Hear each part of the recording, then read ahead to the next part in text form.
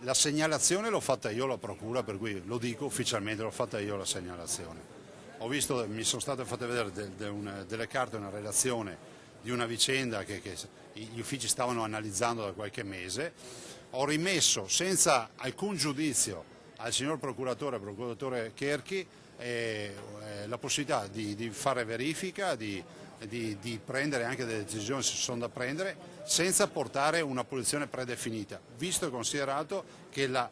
questione è una questione molto complicata anche dal punto di vista tecnico ed è giusto che sia chiarita in maniera, come si può dire, cristallina affinché non restino dubbi. Dopo ricordo anche che anche se c'è una sola prestazione che ha il fumus di non essere regolare, ci vuole tolleranza zero, però devo anche ricordare ai veneti che stiamo parlando di 44.000, 43.000 prestazioni e non sto sminuendo il problema, ma voglio anche dare una dimensione dei numeri: 43.000 prestazioni in 3 anni contro circa 240 milioni di prestazioni in 3 anni.